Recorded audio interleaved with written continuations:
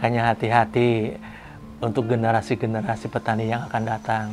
Jangan dibilang bercocok tanam makin gampang, kata siapa. Makin susah karena cuaca tidak bisa diprediksi, ekstrimnya itu, waduh.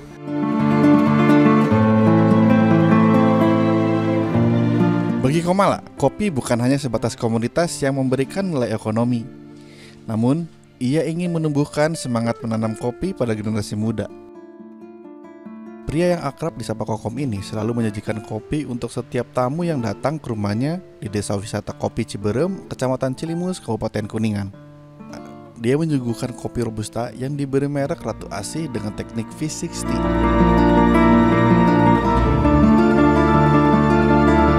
Ya seperti kalau yang orang yang jiwanya memang mengakui, Bapak boleh dibilang ya ditokohkanlah di Kuningan di kopi sebenarnya. Tapi kalau yang tidak mengakui, Bapak mah nggak masalah, terserah aja.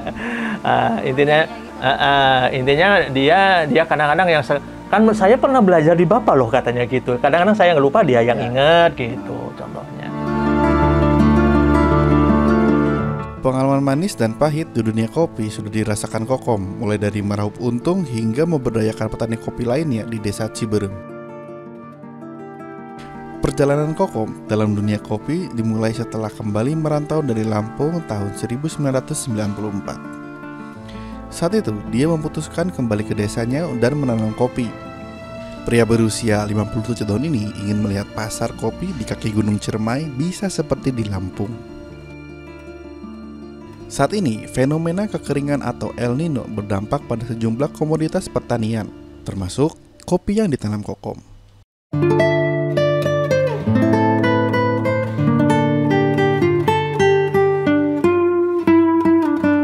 Sebenarnya tahun 2019 sudah. Dulu banyak yang mati juga. Nah sekarang udah berapa tahun ya? 5 tahun nih sampai sekarang. 4 tahun. Masuk lagi nih. Udah mulai di daerah sana juga sebelah atas ada yang mati. Di kebun kerikil juga udah yang sulaman udah ada yang mati juga. Padahal udah belajar kecil itu. Udah mulai belajar yang disulam. Yang tahun 2019 ditanam kembali. Udah bagus, udah mulai belajar berbuah. Sekarang mati lagi. Hidup Komala berubah sejak bertemu dengan kampus kopi yang menginventarisasi petani kopi tahun 2014. Dari hasil pertemuan itu, Kokom bersedia melakukan petik merah seperti yang diharapkan kampus kopi. Ya mungkin adalah 10 tahun mungkin gitu. Akhirnya kembali ke sini. Walaupun sebenarnya sebelum di masa-masa sekolah pun saya sebenarnya bertani juga, membantu orang tua gitu sebenarnya. Cuma kalau sayanya sendiri bertani ya, itu mulai dari pas 2016. Karena kenapa saya dituntut sama anak-anak kampus kopi, ayo Pak, kita memulai untuk mengarah ke kopi yang fine robusta, katanya gitu. Gairahnya di dunia kopi juga akhirnya dilirik kantor perwakilan Bank Indonesia Cirebon pada tahun 2019.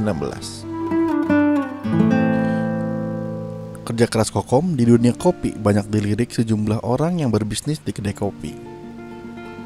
Dia menerima banyak permintaan dari Bandung, Jakarta, hingga mancanegara.